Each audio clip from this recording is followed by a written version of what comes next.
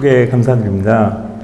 앞서서 선생님께서 너무 재밌게 강연을 하셔서 본 강연이 더 재밌다는 것은 자신이 없습니다. 최선을 다해보겠습니다. 오늘 일단 초등학생들도 많이 있다고 하셨는데 여기 둘이 있네요. 이제 영어를 최대한 줄이려고 했는데 아무래도 그 대학교에서 연구를 하다 보니까 그리고 제가 공부를 미국에서 많이 하다 보니 좀 영어들이 나오는 거에 대해서 좀 양해를 부탁드리고, 그리고 생물학 내용들을 이제 다 잊어버리셨을 것 같아서 최대한 줄이려고 했습니다. 근데 그럼에도 불구하고 한 2장 정도 나오니까 나올 때 좀 지루하시더라도 좀 이해를 해주시기 바랍니다. 오늘은 제가 불로 영생의 과학 이야기 이렇게 썼는데 영생이란 말을 안 쓸 걸 그랬어요. 저희 세대는 생각을 해보니 영생이란 말이 좀 사이비 종교 이런 게 있어가지고 불로 불사라고 바꿀 것을 그랬는데 제가 실수를 했습니다. 불로 불사의 과학 이야기 이렇게 바꿨으면 좋겠습니다. 그래서 불로 불사의 꿈, 불로 불사, 불로초 하면 가장 유명한 게 진시황입니다. 우리나라에서는 진시황이 영원히 살겠다고 불로초를 찾았다는 얘기가 전설처럼 유명하고, 그 찾아서 보낸 나라가 우리나라였다는 얘기도 아마 사실인 것 같습니다. 근데 이제 허황된 꿈이었다고 생각이 들고 허황된 얘기의 대표적인 얘기로 알려져 있습니다. 그래서 오래 살기는커녕 49살에 죽었다고 합니다. 그러면 이제 아직까지도 허황된 얘기냐? 그렇지 않다고 지금 과학자들이 생각하는 것 같습니다. 그 단편적인 예로 사람이야 이제 나이가 들면은 죽는 것이 이제 일반적인 얘기지만 영생불사하는 그런 생물이 있습니다. 대표적으로 홍해파리라는 생물은 이제 어른이 됐다가 먹을 게 없고 이러면 죽는 게 아니라 점점 젊어져서 유생으로 바뀌고 어린이로 바뀌었다가 상황이 좋아지면 다시 어른이 됐다가 상황이 안 좋아지면 어린이가 됐다가, 그래서 기 끓는 물에 넣는다든지 아니면 무슨 가위로 자른다든지 이런 물리적인 상황이 아니면, 사고가 아니면 영원히 살 수 있다라고 생각이 되고 있습니다. 근데 이제 그럼 사람은 해파리가 아니지 않냐라고 생각할 수 있죠. 근데 이제 생물학자들이, 생명과학자들이 연구를 하는 이유가 이런 다른 생명체에서 정보를 얻어서 사람에게 잘 적용하면 우리도 좋게 살 수 있지 않을까라는 생각을 하기 때문에 언젠가는 우리도 가능하지 않을까라는 생각을 하게 됩니다. 그래서 오늘은 제가 4가지 정도로 노화 연구가 역사적으로 어떻게 이루어졌는지부터 해서 현재 가장 각광받는 이야기, 그리고 이제 간단하게 미래는 어떨 것인가 그런 얘기를 하려고 합니다. 그래서 4가지 정도로 노화라는 것들이 어떤 유전자에 의해서 조절이 되는가부터 시작을 해서, 소식을 하면 장수를 한다는데 그게 사실인가? 그 다음에 그러면은 이제 실제로 장수를 하게 만드는 약들이 있냐? 마지막으로 최근에 이제 신문 기사도 많이 나오는데 이 거꾸로 다시 젊어지는 게, 해파리처럼 젊어지는 게 가능한 것인가? 라는 얘기에 대해서 말씀을 드리겠습니다. 그래서 먼저 노화를 생각해 보면 역사적으로 가장 똑똑했다는 사람도 피할 수 없었던 그런 게 노화입니다. 그래서 도저히 피할 수 없느냐, 그런 건 아니라고 제가 말씀드렸죠. 그래서 가장 큰 목표는 오래 산다 이게 아니라 그냥 오래만 사는 거는 이제 재앙일 수도 있습니다. 건강하지 않으면. 그래서 건강하게 사람을 오래 살게 하는 거, 건강한 장수를 유도하는 게 노화 연구의 최종 목표라고 볼 수 있겠습니다. 그래서 이제 그 목표를 이루기 위해서는 인간의 노화를 연구를 해야 되는데, 왜 그럼 또 인간의 노화는 왜 중요한가? 여기 보면 이제 노화가 각종 심각한 만성 질환의 가장 큰 위험 요인입니다. 그래서 여러 질환들이 나와 있는데 암, 치매, 당뇨만 보더라도 X축이 이제 나이에 해당하고 Y축이 10만 명당 이제 걸리는 명수를 보는데, 암을 예를 들면 암뿐만이 아니라 암, 치매, 당뇨 모두 나이가 들수록 급격하게 늘어나는 걸 볼 수 있습니다. 그래서 예를 들어서 이 파란색이 암에 걸리는 비율인데 20세는 이제 10만 명당 한 10명, 그러니까 10,000명당 1명밖에 없는데 반해서 60세가 되면 10만 명당 1,000명입니다. 그러니까 100분의 1이 암이 걸린다는 겁니다. 그래서 이제 노화를 이제 제어를 하면 암, 치매, 당뇨처럼 모든 사람들이 걸리고 싶지 하지 않는 그런 질환들을 한꺼번에 다 해결할 수 있다라는 생각을 하기 때문에 노화 연구를 한다.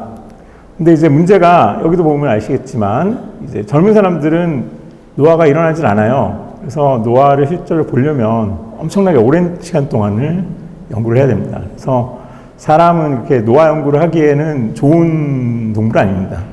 노화랑 장수 연구를 빨리 수행하는 게 중요하다.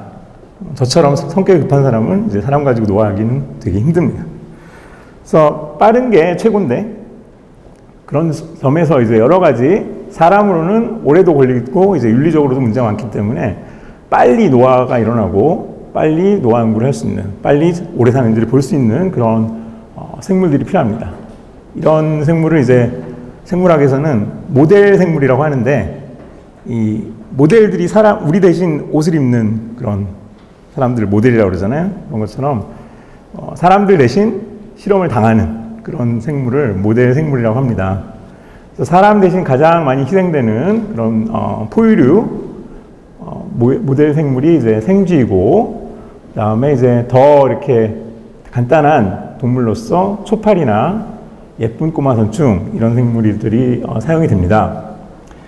여기 보시면 이제 사람이 한 75세에 사는데 생쥐만 봐도 2, 3년 삽니다. 그래서 2, 3년이 사람보다 훨씬 짧지만 연구하기에는 너무 오래 걸리기 때문에 더 수명이 짧고 노화를 빨리 볼 수 있는 그런 생물들을 선호합니다. 그래서 초파리는 한 3개월 살고요. 여기 보여드리는 이제 예쁜 꼬마 선충이라고 제가 주로 연구하는 생물인데, 이 생물은 지금 이제 이게 전자현미경 사진입니다. 그래서 실제로는 1ml밖에 안 되는데 수명이 3주밖에 되지 않습니다.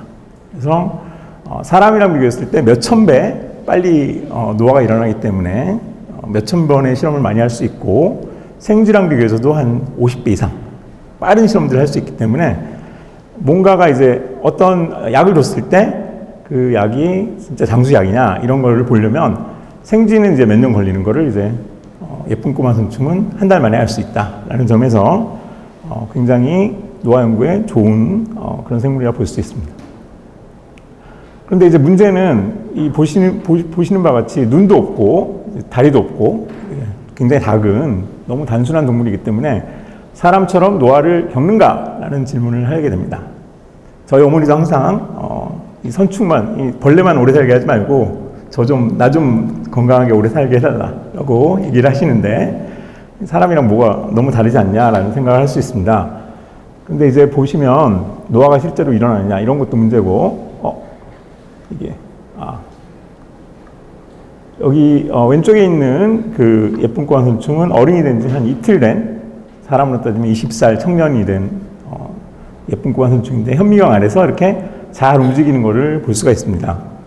오른쪽에 있는 예쁜 꼬마 선충은 어른이 된 지 14일이 됐는데 동영상을 틀어보면 동영상이 지금 가고 있는데 머리만 간신히 움직이고 몸은 이제 마비가 되어 있습니다.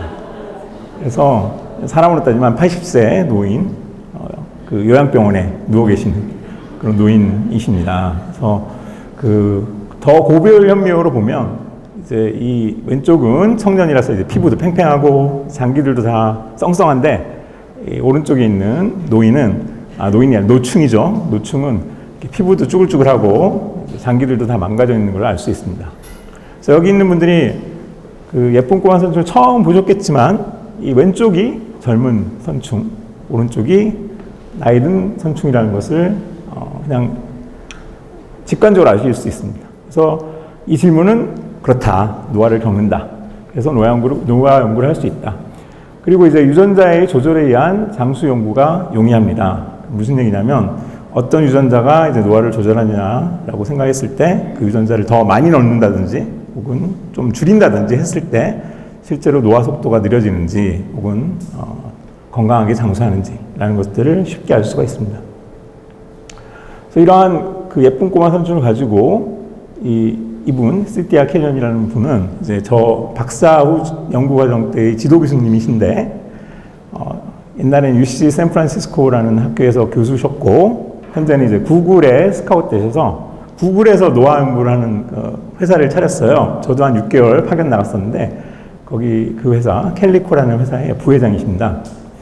이분이 이제 1993년에 그 노화 연구에서는 제일 획기적인 연구를 발표를 하셨는데 이 내용이 뭐냐면 이게 이제 예쁜 꼬마 선충의 수명을 보여주는 곡선입니다. 그래서 X축이 선충의 나이에 해당하고요. 사람이랑 달리 여기는 1, 그러니까 20일, 40일, 60일이죠. Y축은 이제 그 시점에 살아있는 선충의 퍼센트. 처음에는 100% 살아있다가 이제 시간이 지날수록 보통, 야생형이라고 그러는데 보통의 선충은 점점 죽어 없어져서 30일이 되기 전에 다 죽어버립니다. 그런데 이제 93년에 다프투라고 하는 유전자에 돌연변이가 생긴 경우에 수명이 2배나 증가하는 것을 보여줘서 이제 논문을 발표하셨습니다.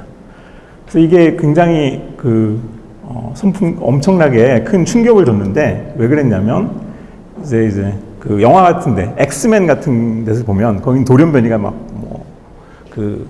슈퍼 파워를 가지고 있고 wolverine 같은 엑스맨은 잘 늙지도 않습니다. 근데 이제 그거는 영화에서나 일어나는 얘기고 실제 상황은 돌연변이가 일어나면 이제 유전병이라든지 안 좋은 쪽으로 가거든요.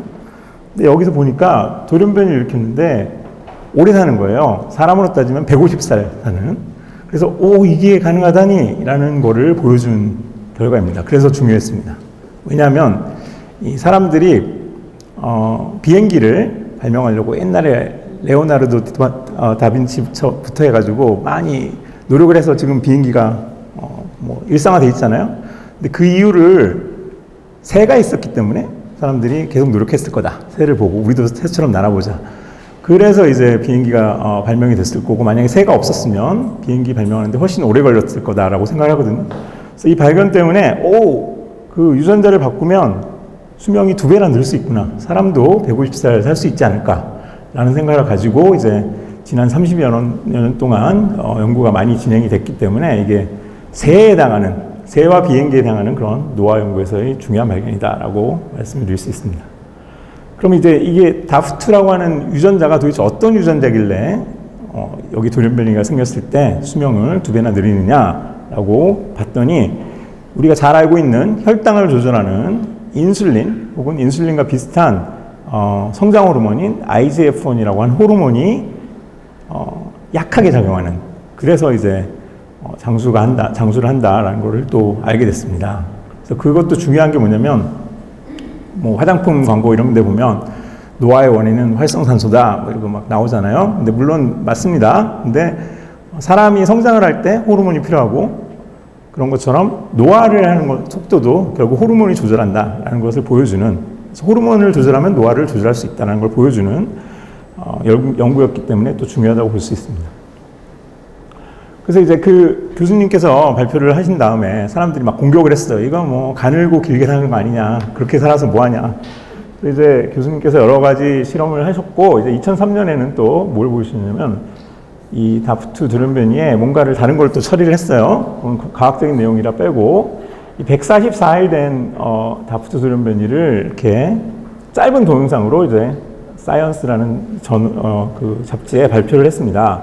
그래서 보시면은 이게 지금 움직이는데 슬로우 모션은 아니고 진짜로 움직이는 건데 아까 그 14일 된 보통 선충보다는 잘 움직이죠. 물론 이틀 된 선충보다는 느리지만 그래서 사람으로 따지면 500살 된 할머니가 실제로는 50살 된 중년 여성처럼 움직이는 그런 거를 보여줬습니다. 그래서 500살도 가능하지 않을까 이런 거를 보여주는 결과였고 사람들이 건강하게 오래 살 수도 있구나 라는 것을 이제는 그러니까 사람들이 인지를 하게 됐습니다.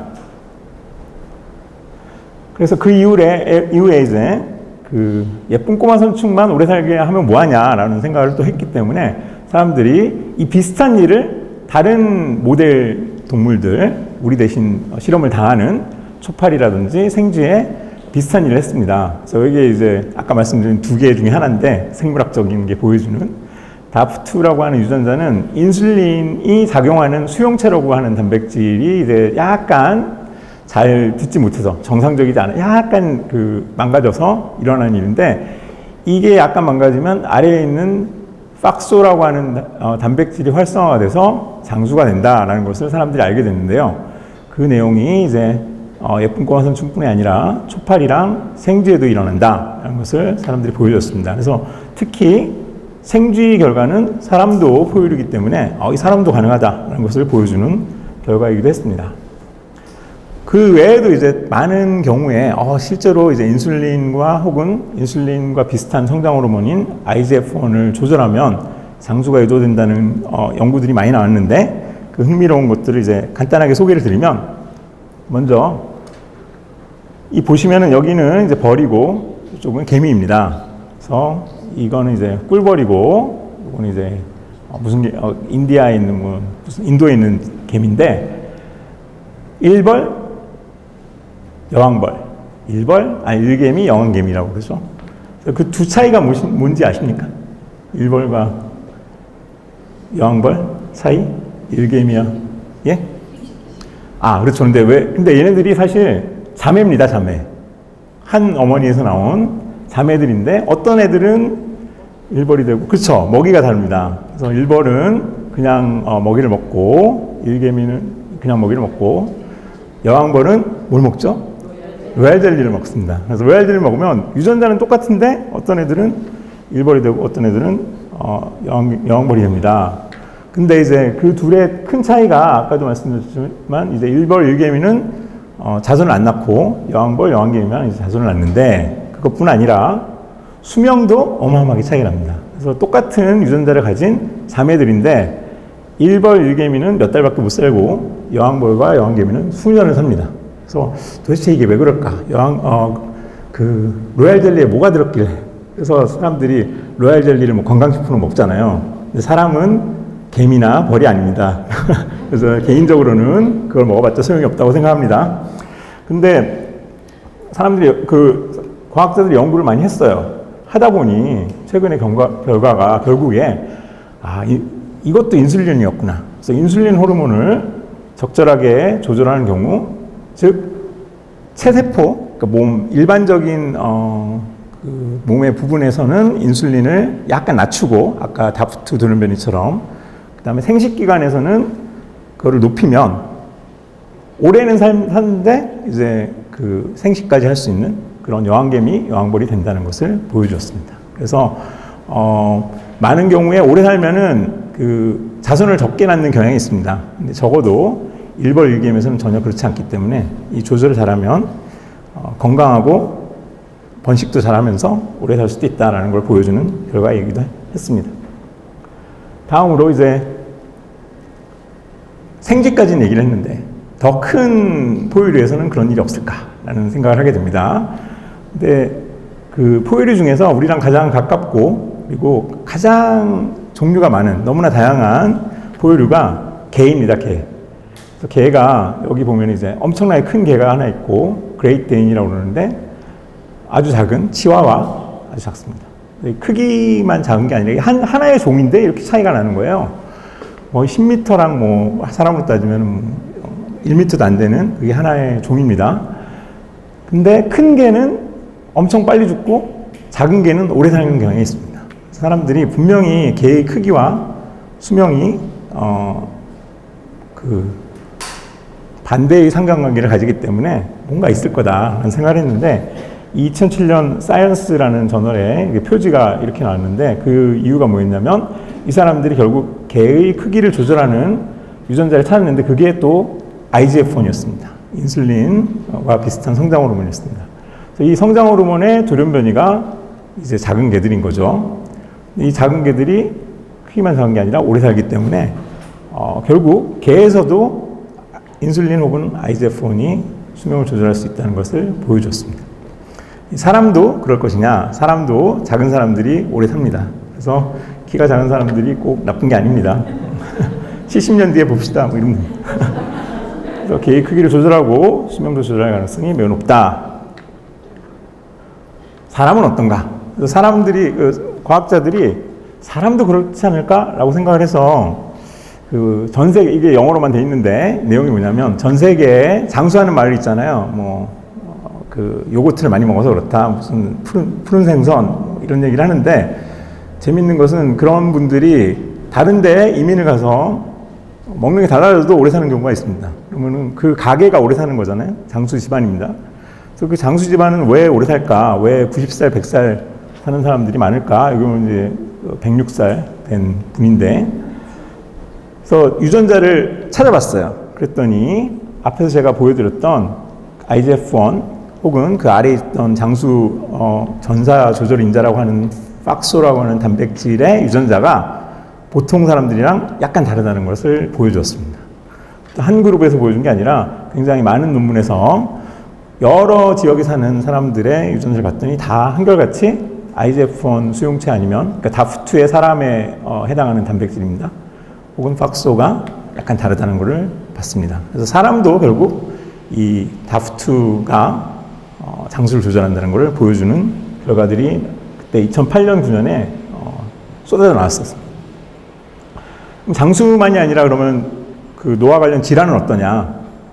여기서 이제 키랑 또 장수가 노화 관련 질환이 나오는데 2011년에는 20몇 년간 추적 조사를 한 그런 논문이 발표가 됐고 그게 이제 굉장히 주목을 받아서 뉴욕 타임즈의 이제 사이언스 란에까지 과학 란에까지 소개가 됐습니다.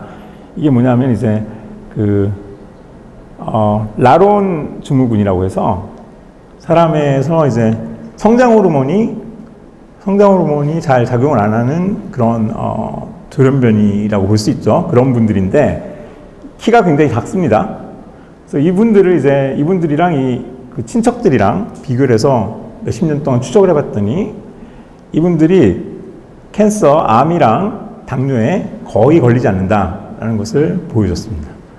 근데 이제 그로스 호르몬, 성장 호르몬이 적으면 IGF-1 양도 줄어듭니다. 그래서 사람의 이게 다프트 뮤턴트라고 볼 수 있죠. 그 경우에 이제 오래 사는 것뿐만이 아니라 성인병에도 거의 안 걸릴 수 있다라는 걸 보여줘서 획기적인 결과였습니다. 제가 수명 얘기는 안 하죠. 여기서 그 이유가 이제 실제 수명은 늘진 않았습니다. 왜 그랬냐? 사고가 더 많고 아무래도 키가 작다 보니까 그다음에 알코올리즘이 많아서 그러니까 알코올 중독이 많아서 수명이 늘진 않았는데 적어도 이제 성인병에는 걸리지 않는다. 그럼 이렇게 키가 굉장히 작으면서 오래 살고 성인병 안 걸리기 쉽냐 이런 생각을 할 수 있죠. 근데 제가 생각하는 거는 실제 사람 가지고 그런 실험을 할 수는 없지만 클 때까지는 이 그로스 호르몬과 IGF-1을 유지를 하다가 어른이 된 다음에 이렇게 낮춰버리면 그러면은 키는 정상인데 오래 살 수 있지 않을까 이런 생각을 하는 게 이제 과학자들의 생각입니다. 그래서 여태까지 이제 그 유전학, 노화 장수의 유전학에 대해서 말씀을 드렸습니다. 근데 그 예쁜 꼬마 선충부터 사람까지 다 유전자가 약간 달라서 장수를 하는 거잖아요. 근데 내 유전자는 똑같은데 어떡하지?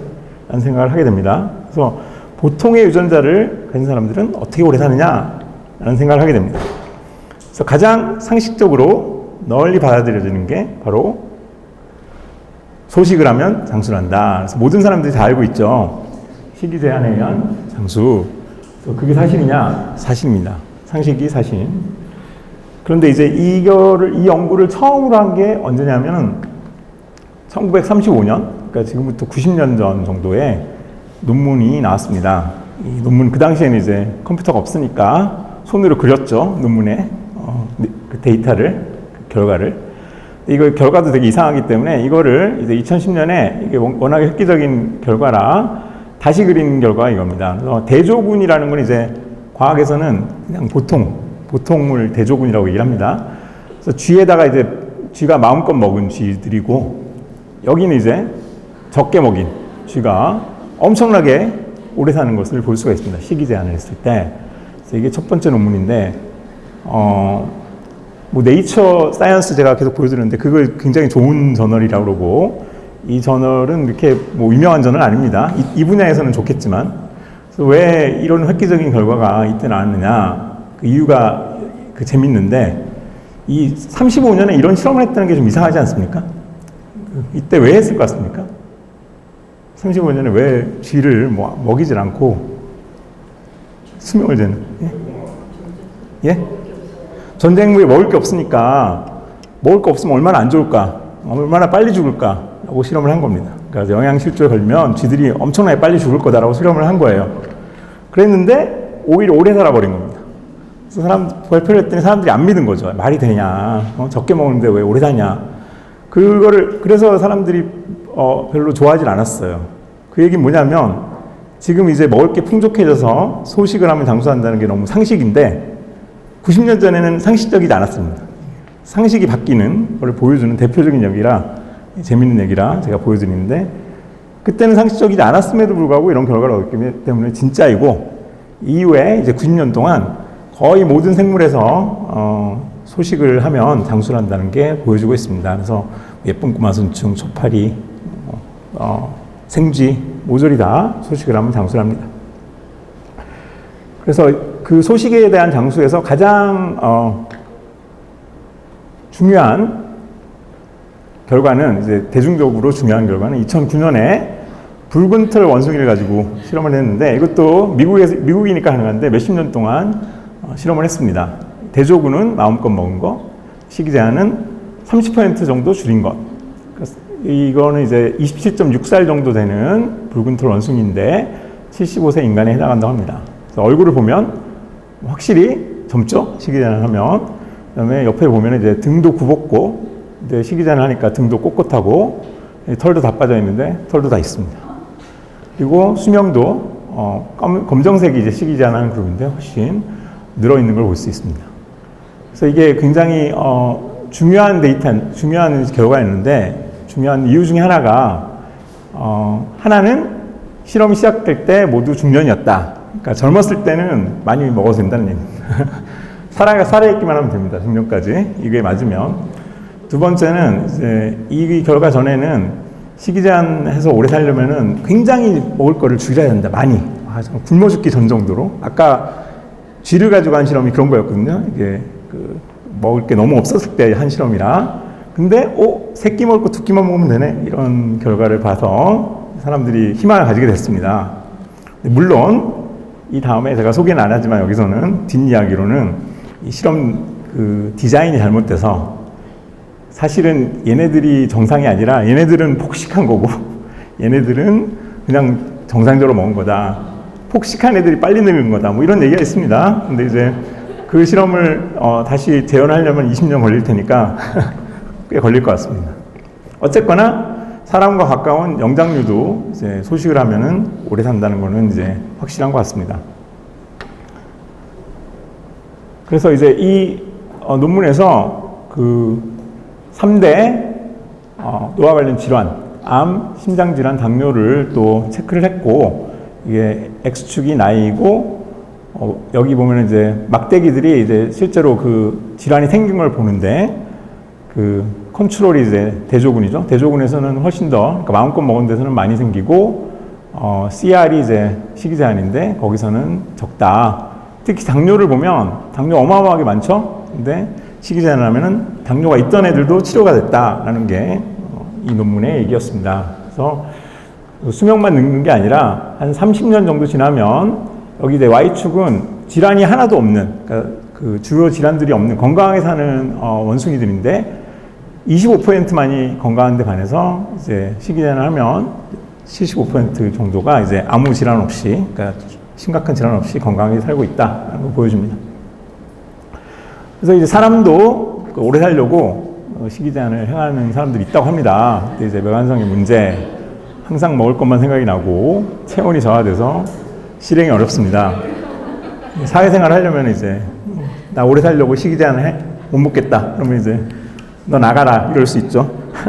그래서 쉽지 않습니다. 그래서 뭔가 이 대안이 없을까라는 생각을 하게 되는데 그 대안 중에 하나로 이제 그 한 10년 전, 15년 전 정도에 각광받았던 아직도 뭐 나름 그때보다는 열풍이 줄었지만 간헐적 단식이라는 게 있습니다.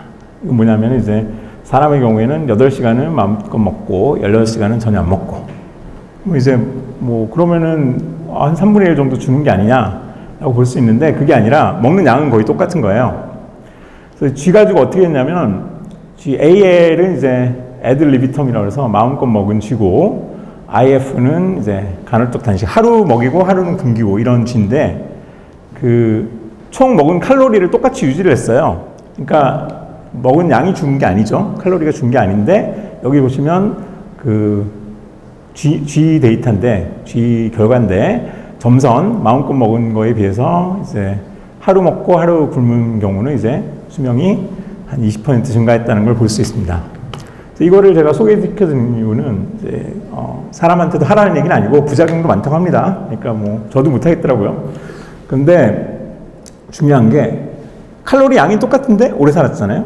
그 얘기는 평생 먹을 밥그릇수가 정해져 있기 때문에 오래 사는 게 아니라 굶었을 때 뭔가 너는 오래 살아야 된다라는 거를 이제 몸에서 신호를 내보내는 거예요. 그거를 보여주는 결정적인 결과가 이제 간헐적 단식에 의한 수명 증가이기 때문에 제가 보여드립니다.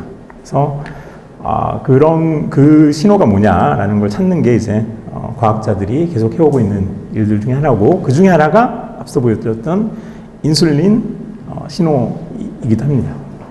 연결이 됩니다. 그래서 요거의 힌트, 이 내용이 또 중요한 이유가 뭐냐면 그러면은 이게 가능하다면 똑같이 먹고 이 간헐적 단식처럼 그런 상황을 유도할 수 있는 약이 있지 않을까라는 생각을 하게 됩니다. 그래서 그 약들을 사람들이 많이 개발하고 있고 실제로 개발된 약은 아직까지는 없고요. 왜냐하면 노화는 질병이 아니거든요. 그래서 노화 관련 항노화 약 이렇게 내놓을 수가 없습니다. 그래서 그 노화 연구하는 많은 학자들이 노화가 암, 치매, 당뇨 같은 질환의 가장 큰 그 위험 요인인데 왜 이게 질환이 아니냐라고 계속 로비를 하고 있는데 쉽지가 않습니다. 그래서 그 노화가 질환이 되는 순간 이제 항노화약도 나올 수 있는데 현재까지는 조금 요원한 얘기입니다. 그럼에도 불구하고 이제 앞서 보여드린 식이 제한 혹은 간헐적 단식을 흉내내는 항노화 흡효약들이 있습니다. 즉 식이 제한했을 때 늙지 마라라고 몸에서 신호를 낸다고 그랬잖아요. 그 신호를 흉내내는 그런 약이 있는데 이 세 가지로 대표적인 약이 라파마이신, 레스페라트롤, 메트포르민이라고 하는 약들이 제일 유명합니다. 그래서 한 20-30년 동안 가장 많이 확립된 전통적인 그 유래가 깊은 그런 항노화 후보약이라고 볼 수 있습니다. 하나 말씀드릴 것은 이 세 약이 항노화 효과가 있다, 장수 효과가 있다는 것을 처음으로 보인 게 단순한 실험 생물들을 활용했다는 것을 제가 말씀드리고 싶습니다. 즉 예쁜 꼬마 선충이나 혹은 우리 뭐 빵이나 맥주를 만들 때 사용하는 효모에서 장수 효과가 있은 다음에 이제 쥐에도 효과 있는지 보고 이런 식으로 해서 결국엔 사람에도 효과가 있지 않을까라는 생각을 하게 되는 그런 약들입니다. 그래서 이 세 가지 약에 대해서 재미있는 뒷얘기들을 간단하게 말씀을 드리고자 합니다. 그리고 여기 있는 화학식들은 당연히 그냥 참고삼아 보여드리는 거지 모르셔도 됩니다. 그래서 첫 번째로 이제 라파마이신이라는 그런 약이 있는데 이게 굉장히 복잡한 약이고 원래 이제 널리 면역 억제제로 쓰였던 그런 약입니다. 그러니까 요즘은 많이 쓰이지 않지만 더 좋은 면역 억제제가 있어서 그 장기를 이식했을 때 이게 면역 반응 때문에 그 장기를 밀어내면은 몸이 거부를 하면 이제 이게 안착을 못 하잖아요. 그럴 때 썼던 약입니다. 그랬는데 이 약이 몸에서는 mTOR라는 단백질을 이제 저해를 합니다. 근데 그 mTOR라는 단백질을 저해하는 게 소식을 했을 때의 효과랑 비슷하거든요. 그래서 항노화 효과가 있다라고 생각이 됩니다. 이 라파마이신이 사람들이 정말로 이거는 해볼만 하다라고 생각한 결정적인 이유가 된 논문이 2009년에 네이처라는 유명한 잡지에 과학 잡지에 나온 논문인데 생쥐를 가지고 실험을 했는데요. 이 빨간색이 라파마이신을 주기 시작한 그런 시점입니다. 그랬더니 그 대조군에 비해서 결국 한 10% 정도 오래 산 것을 볼 수가 있었습니다. 그래서 600일 된 생쥐에게 라파마이신을 주료했더니 10% 연장, 중요한 게 뭐냐면 60세 된 인간에 해당하는 거기 때문에 중요했습니다. 즉 아까 붉은 털 원숭이보다 더 뒤에 한 거죠. 훨씬 더. 그때는 중년이었는데 여기는 이제 60세도 중년이라 볼 수 있나요? 요즘에? 중노년에 가까웠을 때도 약을 먹기 시작하면 10% 오래 살았으니까 사람으로 따지면 60세부터 이 약을 만약에 먹으면 7, 8년 오래 살 수 있다. 그러니까 좋잖아요. 그래서 이제 이거는 괜찮겠다라는 생각을 하고 있고, 현재 미국에서 지금 뭐 돈이 없어서 중단 한 해 만에 이러고 있지만 개를 가지고 실제 라파마이신이 그 항암 효과가 있는지를 보는 연구들을 많이 수행하고 있습니다.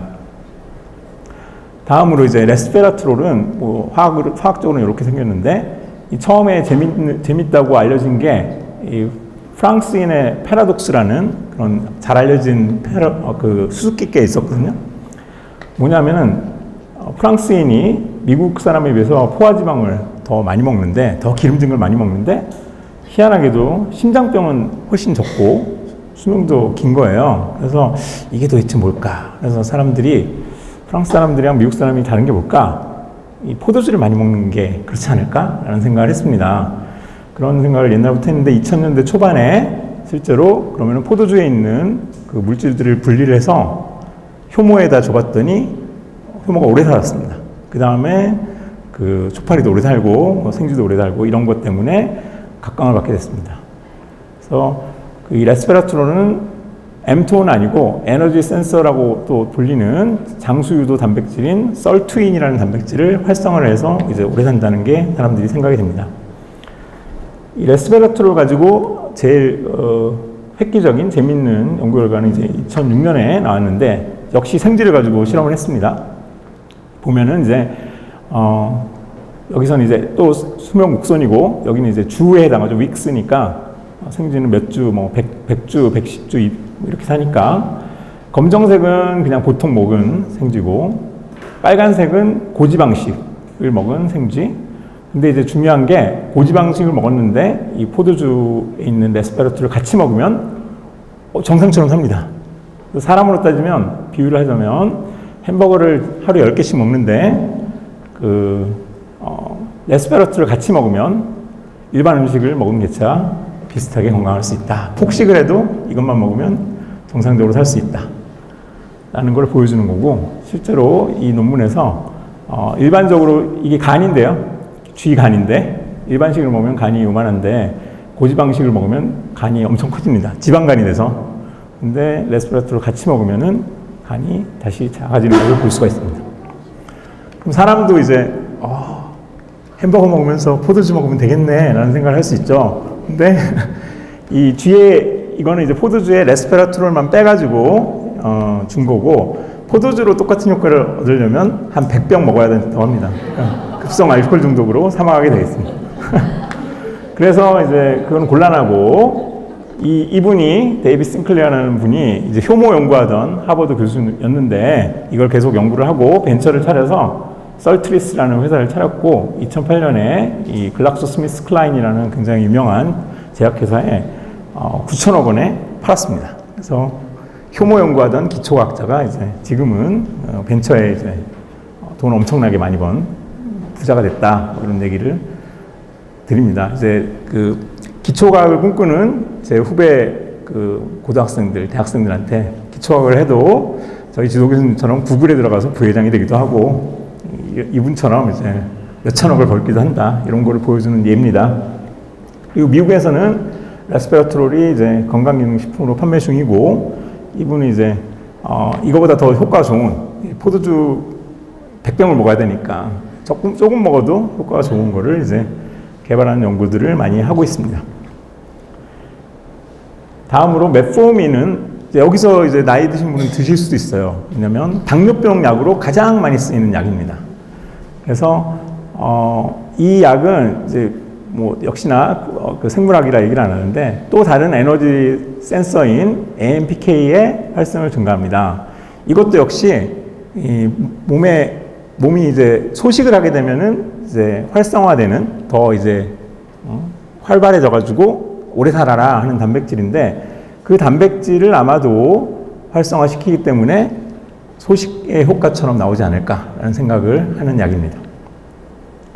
그래서 실험 동물의 장수를 유도를 하는데 이 약을, 그러니까 메포민을 그 사람에게 그 항노화 대상으로 임상 실험을 하게 됐어요. 그래서 지금 하고 있습니다. 거의 처음으로 사람에게 하는 항노화 실험인데 이 연구를 이제 영어로 TAME, 길들이다 이런 뜻이죠. 말장난한 건데 Targeting Aging with Metformin, 메포민으로 노화를 이제 제어해 보겠다 이런 의미고, 니어 바질라이라는 교수님이 이제 돈을 많이 끌어다가 이 실험을 하고 있습니다. 이분 강연을 들어보면 이 연구를 왜 도대체 하게 됐냐, 이분이 이제 논문들을 쭉 찾아보니까 희한하게도 메포민을 먹은 사람들을 가지고 건강 지표들을 추적을 했을 때 심각한 당뇨를 걸린 사람은 당연히 안 좋은데요, 당뇨 전 단계라서 메포민을 먹은 사람들은 메포민을 안 먹고 당뇨가 없는 사람보다 더 오래 산 거예요. 그거를 이제 전 세계 연구 결과를 끌어다가 보고 이거는 뭐 확실하다. 이 당뇨 전 단계인데도 불구하고 메포민을 먹으면 더 건강에 오래 사니까, 그래서 연구를 하게 됐다는 말씀을 드리고, 이 연구가 이제 현재 3,000명 대상으로 진행된다고 했잖아요. 이게 만약에 효과가 적이면 향후에 이제 메포민은 워낙에 안정성도 잘 증명이 되어 있기 때문에 실제로 사람에게서 항노약으로 쓰일 수 있지 않을까.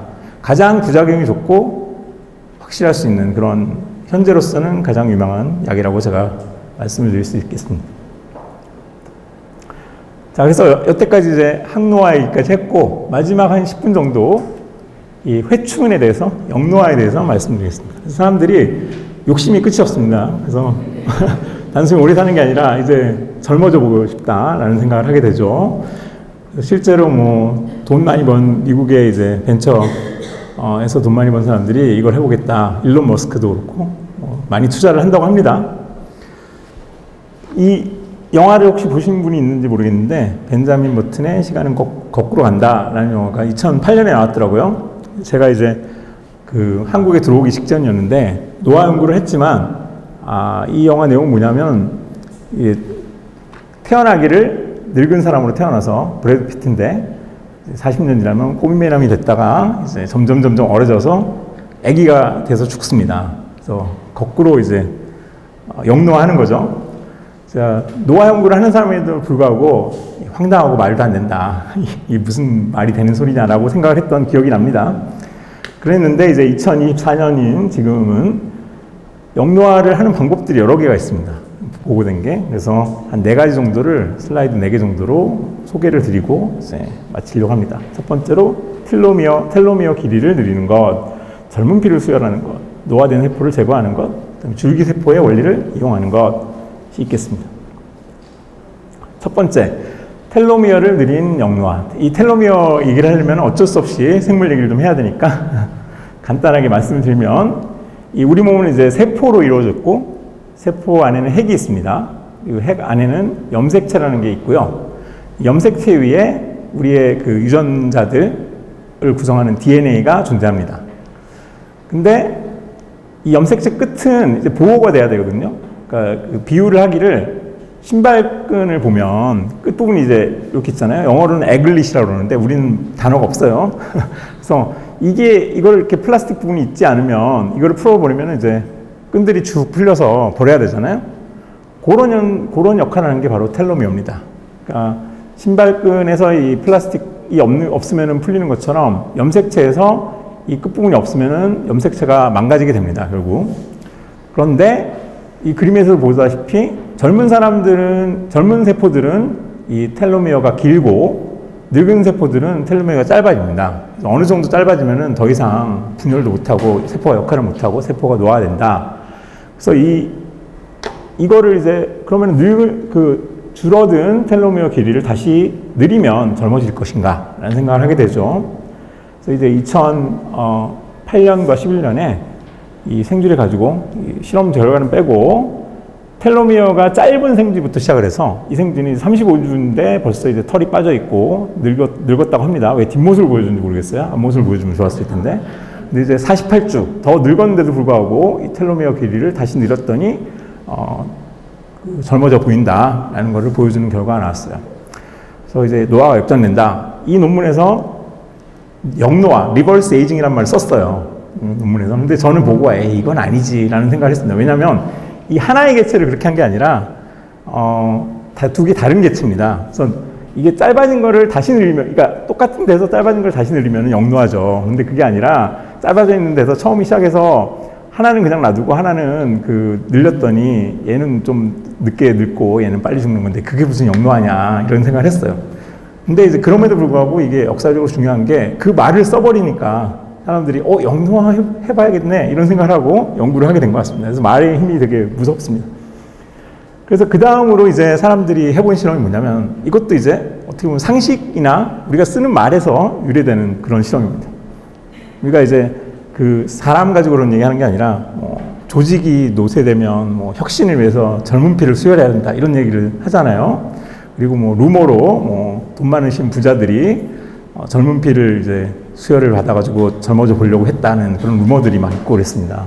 근데 그런 실험을 쥐를 가지고 한 거예요. 사람 가지고는 하면 안 되니까. 그래서 파라바이오시스라는 사람으로는 불가능한 실험을 쥐로는 했는데 이 쥐의 이제 혈관들을 수술로 연결합니다.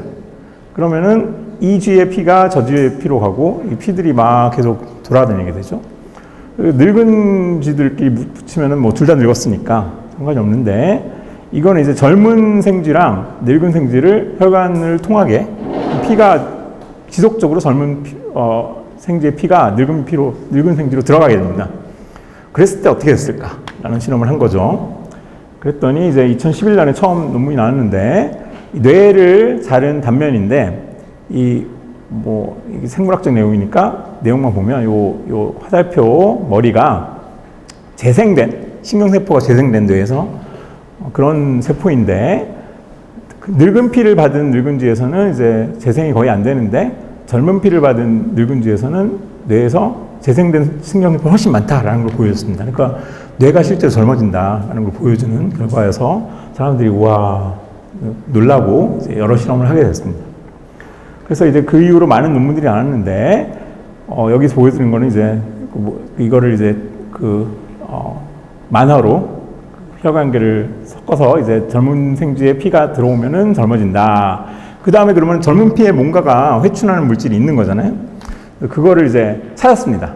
찾아서 봤더니 하나의 단백질, 젊은 쥐에는 많고 늙은 쥐에는 줄어든 단백질이 이제 GDF11이라고 하는 그런 단백질이 이제 회춘 물질이고 이것만 주사를 해도 근육이나 혈관계나 줄기세포나 후각계가 다 젊어진다라는 걸 봤습니다. 한 가지 말씀드릴 거는 이제 이 GDF11 네이버 치면 회춘 이러고 나옵니다. 그때는 굉장히 각광을 받았는데 현재는 이게 사실인가라는 약간 논란들이 좀 있긴 합니다. 어쨌거나 젊은 피를 받으면 이제 실제로 노화된 쥐가 젊어지는 것은 사실인 것 같습니다. 다음으로 이제 최근에까지 많이 이제 사람들이 하게 된 최근 한 5년 동안, 10년 동안 많은 연구들이 진행된 게 이 노화된 세포를 제거하는 영노화입니다. 영어로는 이제 세놀리틱이라는 말을 쓰고 이게 마땅하게 번역을 하기가 힘들어서 우리말로도 세놀리틱 그러면 이제 네이버나 다 나오는데요. 이 노화된 세포를 제거하는 약을 세놀리틱이라고 합니다. 왜 그러냐면은 유래는 영어로 이제 노화된 세포를 시네센트 셀이라고 하거든요. 시네센스가 세포의 노화고 리틱이란 말은 뭔가를 없앤다 이런 뜻입니다. 그래서 노화된 세포를 없애는 약 이렇게 딱 영어로는 이제 굉장히 직관적인데 우리말로는 좀 어렵죠. 그래서 이거는 뭐냐면은 젊은 사람들에 비해서 노화된 사람들은 이 세포들이 텔로미어가 짧아지고 결국 노화된 세포가 증가합니다. 더 이상 분열도 안 하고 이제 좀비 세포라고도 하는데 죽지도 않고 옆에 세포들만 늙게 만드는 이 세포들이 이렇게 이걸 표시하기가 굉장히 힘들었어요. 옛날에는. 근데 21세기 들어서 사람들이 연구를 많이 하면서 이 노화된 세포만 표시할 수 있는 그런 방법들을 많이 개발하게 됩니다. 그래서 세놀리틱에 의해서 지금 이제 이 약들, 영어로 된 약들이 대표적인 세놀리틱인데 처리하게 되면 젊은 세포는 남기고 노화된 세포만 선택적으로 죽이게 됩니다. 그러니까 좀비들이랑 사람들이 섞여 있을 때 좀비만 죽이는 그런 거죠. 그랬을 때 어떻게 되느냐라는 실험들을 많이 해봤더니 적어도 생쥐에서는 이제 세놀리틱을 노화된 세포에다가 노화된 생쥐에다 주사를 하면 회춘을 한다라는 결과들이 많이 나왔습니다. 그래서 여기도 보면은 이게 잘 모르겠지만 뭐 그렇다고 하네요. 이게 늙어서 털 빠졌는데 이 세놀리틱을 주사하면 젊어졌다라는 것을 보여주고 있고, 사람도 사람 결과도 좀 있습니다. 그래서 이 다사티닙, 콜세틴 이 두 개를 조합했을 때 뭐 좀 사람들의 그 건강 지표가 좋아진다, 이런 결과들이 있습니다. 그래서 이게 지금 현재 각각 맞는 방법 중에 하나고요. 마지막으로는 여러분들도 많이 들어보셨을 줄기세포의 원리를 활용하는 겁니다. 그래서 이 신야 야마나카라는 분은, 야마나카 신야, 이분은 체내의 줄기세포를 어떻게 만들 수 있느냐, 보통의 세포로서 줄기세포를 만들 수 있느냐는 연구를 해가지고 2012년에 노벨상을 받은 분입니다. 줄기세포가 중요한 게 어떤 노화가 됐을 때 그 세포들이 다 늙었는데 이거를 조절할 수 있으면 젊은 세포를 다시 줄기세포로부터 만들어가지고 보충할 수가 있거든요. 그래서 노화 연구에서 중요합니다. 이 신야 야마나카의 그 업적이 이제 유도 만능 줄기세포라고 해서 줄기세포가 아닌 체세포들을 뽑은 다음에 거기다가 이제 단백질 4개만 집어넣으면 옥트4, 삭스2, KLF4, MIC이라고 하는, 이거 머리 글자를 따서 OSKM이라고도 하는데, 그래서 야마나카 인자, 이분이 발견하는 거니까 이 4개만 넣으면 체세포가 줄기세포로 바뀌고, 이걸 이제 꺼내다가 그 배양에다 키운 다음에 어떤 거는 뭐 신경세포로 만들고 근육세포로 만들고 한 다음에 다시 거꾸로 사람한테 넣으면 이 재생을 할 수 있고 노화를 역전할 수 있지 않을까라는 생각을 할 수가 있겠습니다. 근데 이제 최근에는 이 과정을 생략을 하고 이 체세포에다가, 그러니까 그 몸에다가 이 요소들을 직접 넣었을 때 영노화 효과가 있다라는 것을 보여주는 결과들이 생쥐를 가지고는 많이 나오고 있습니다. 그래서 예를 들어서 그 간 손상을 일으킨 다음에 이 OSKM 야마나카 인자를 간에다가 주사를 했더니 쥐의 간이 회복이 된다, 이런 연구 결과도 있었고, 그 다음에 또 하나는 그 나이가 든 생쥐에다가 보면 125주죠. 이때 M은 이제 괄호를 쳤는데 그 이유는 M은 재생 효과는 좋은데 이게 암을 많이 만듭니다. 그래서 재생 효과를 좀 포기하더라도 암이 안 걸리기 위해서 OSK만 넣는 경우가 있는데 그 경우에 현저하게 수명이 늘어났다는 것을 보여준 결과가 있었고, 또 이제 시각생경을 이제 망가뜨린 다음에 억지로 거기다가 이제 OSK를 넣으면 다시 재생이 되는 것을, 재성이 아니라 재생인데 재생이 되는 걸 볼 수가 있습니다. 그래서 이게 이 앞 슬라이드에서 보여드린 노화세포를 제거하는 것과 더불어서 가장 현재 각광받고 있는 영노화 혹은 회춘의 방법이라고 볼 수 있습니다. 그래서 그 언론에서 많이 보도가 됐는데, 그 미국의 쿠팡이라고 볼 수 있는 아마존의 이제 제프 베이조스라고, 그분이 CEO인데 나이가 많이 들었죠. 자기 젊어져 보려고 하는 것 같은데 투자를 한 알토스 랩이라는 회사에서는 이제 이분도 고문으로 고용하고 해서 이 유도 만능 줄기세포의 원리를 활용한 이제 영노화를 추구하는 회사가 지금 현재 세계적으로 주목받고 있습니다. 그래서 한 시간 정도 된 것 같아서 이제 마지막 슬라이드입니다. 그래서 현재까지 제가 말씀드렸던 거를 한 슬라이드에서 정리를 해보자면, 첫 번째 제가 DAF2 얘기를 하면서 노화는 유전자를 바꿔서 유전적으로 제어가 가능한, 단순히 나이가 들면 그냥 활성산소를 많이 받아서 늙는 게 아니라 제어가 가능하다, 노화 속도를 바꿀 수가 있다라는 것을 보여드렸고, 그 다음에 이제 노화의 조절 방법은 인슐린, IGF-1 등의 호르몬을 조절하는 것, 그리고 보통 사람들이 그나마 할 수 있는 거는 식이 제한을 할 수 있는 것, 그리고 식이 제한도 힘드니까 마음껏 먹고 오래 살 수 있는 그런 약들을 사람들이 생각을 하고 있는데, 현재 가장 좋은 후보로는 라파마이신, 레스베라트롤, 그 유도체, 그리고 메트포민 이런 거를 들 수가 있습니다. 그리고 영노화의 방법으로 제가 몇 가지를 텔로미어를 늘리는 것, 그 다음에 젊은 피를 수혈하는 것, 늙은 세포를 없애는 것, 그 다음에 줄기세포의 원리를 활용해서 썩게 만드는 것, 이 정도를 말씀드렸습니다. 그래서 전망은 단순히 장수하는 게 아니라 그거는 재앙일 수 있습니다. 다시 말씀드리지만 노화를 지원하는 것을 넘어서 부정형 없게 건강하게 장수를 하고 이제 심지어 늙은 경우에 이제 다시 젊게 만드는 이런 거를 추구하는 것이 이제 현재 노화 연구 분야의 그 목표라고 볼 수가 있겠습니다. 예. 경청해 주셔서 감사합니다.